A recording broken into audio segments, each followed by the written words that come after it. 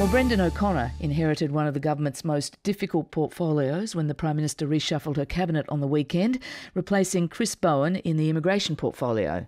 His appointment coincided with criticism from the UN of the offshore detention camp on Manus Island in PNG. It also coincided with a toughening of the coalition's policy to turn back asylum boats to Sri Lanka. Brendan O'Connor is in our Parliament House studio. Minister, good morning. Good morning, Fran. Minister, before I go directly to your portfolio, can I go to these claims in the news this morning from the Bulgarian government, which says an Australian citizen was involved in a terrorist attack in Bulgaria last July, an attack which killed 5 Israeli tourists. Has Bulgaria provided the government with any further information? Oh, look, that is a very tragic incident, and I was just recently briefed. But that is goes to intelligence matters and operational matters. It's something I can't comment on at this point. Can you give us a sense of whether the government knows the identity of this Australian passport holder or their whereabouts? No, I can't disclose those matters. I mean, this is a very, very significant matter in Bulgaria, and of course those matters must remain. I think confined to intelligence agencies and we work, of course, with other governments and other agencies to do what we can in that area. Let's go to your portfolio now, your new portfolio of immigration, perhaps the government's most challenging portfolio. Did you want this job? Well, when the Prime Minister rings you up and offers you a portfolio, you do contemplate them, but you take it as a vote of confidence, and also it's always an absolute privilege and honour to be a minister. And I think, notwithstanding sometimes the focus on parts of this portfolio, this is a very, very significant and important portfolio for within the Australian government, for any federal government, and I feel honoured to be in the position. Did I want it? Well, I'll take any position. It's such an honour to work to be a cabinet minister in any Commonwealth government. Well, it certainly is an important portfolio, no doubt about that. You've been in the job just 4 full days and already some very alarming allegations and revelations to deal with. Last night on Lateline on the ABC, an experienced nurse who spent 3 weeks on Nauru last year reported she witnessed a series of suicide attempts, hangings and self-harm. How long will the government countenance assigning people to such a desperate situation? Well, I saw that interview and I thought that that was... certainly the nurse made some comments in relation to the conduct of or the concerns of people in that centre. That's now been, of course, repudiated by the department. Which element? Firstly, there was firstly an imputation that people had died insofar as the way in which she'd described things. Look, we do see situations where people self-harm in centres. It happens in mainland centres, it happens in offshore centres, and of course we want to do everything we can to prevent that. That's why we have mental health services that can be accessed by people in detention. We want to make sure that we can mitigate the risks of that happening. But let's remember that this is not something we can discuss in isolation.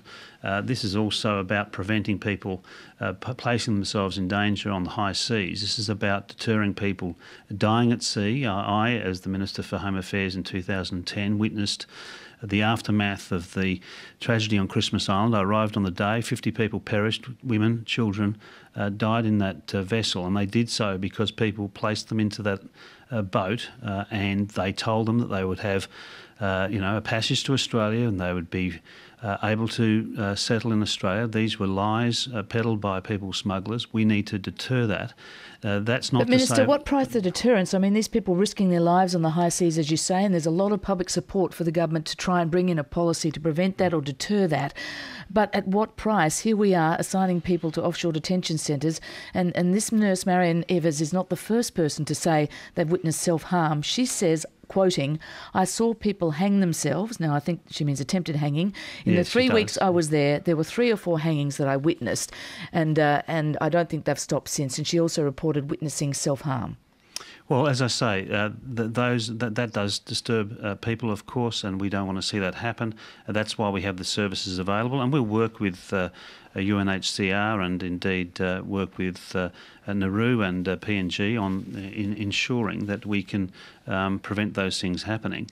But again, we cannot pretend that this issue can be debated in isolation. It has to be about bringing in the most effective deterrent for people getting on those unseaworthy vessels on perilous journeys. Now, the best thing to do, I think, is to ensure that people get the message that there is no safe way to come by vessel, and we have to, at the same time, of course, ensure that we have adequate services and supplies for people that are held in detention, whether they're held on the mainland or whether they're held in a regional processing centre.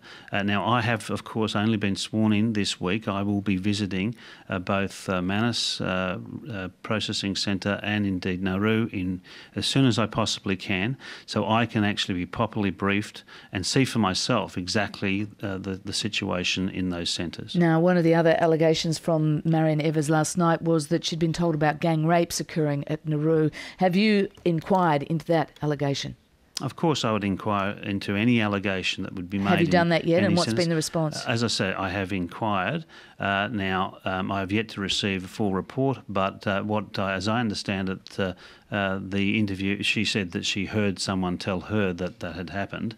But of course, when you hear an allegation like that, it is an obligation and for me to inquire and to make sure that we get to the bottom of those allegations, if of course they can be substantiated. That would concern anybody to think that a crime could be committed in any centre, whether it was in Australia, whether it was anywhere else, and certainly that's something that we need to examine. It's 10 minutes to 8. Sorry, Minister, we're speaking with the new Immigration Minister, Brendan O'Connor. Minister, you said you'll be working with the UNHCR. We spoke to the UNHCR this week on breakfast. They reported on their visit to Manus Island, the other offshore detention location, in January. The UNHCR says the 34 children in detention there should be urgently released. Offshore detention is no place for children. As the father of a young daughter, how does that sit with you? Do you agree with that? Look, these are very difficult decisions that we make. I can assure you, as a father of a young daughter, when I was on Christmas Island on the 15th of December 2010, and I saw corpses of 2-year-old infants that were being retrieved by naval and customs personnel, that didn't sit well with me either. And that's why these decisions are not ones that you can discuss just in isolation. These are hard decisions, and the government believes it is in the interests of people generally that we deter people getting on those vessels. We see fatalities.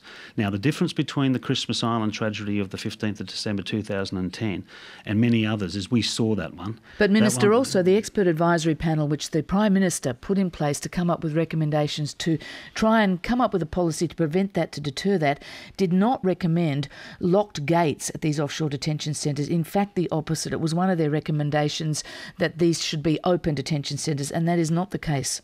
And as I said to you, Fran, that's exactly why I'll be visiting very, very shortly both regional centres, because I want to see firsthand the situation there. So yes, I'll be briefed on all of these matters, and I am being briefed on these matters, of course, but I think it's absolutely critical that I go to those centres as quickly as I possibly can. And just one final question. The coalition has paid, 3 coalition frontbenchers have been in Sri Lanka talking to the Sri Lankan government, and they've returned saying they would beef up the security, the Australian Federal Police presence on the ground in Sri Lanka to try and stop the flow of boats, but also would increase intelligence sharing with the Sri Lankan government about the boats, and would order the Navy, the Australian Navy, to turn around Sri Lankan asylum boats in international waters. Do you support these moves? Well, look, this is a sort of a visit that happened too late. They set up this visit when there was a significant flow of vessels coming from Sri Lanka.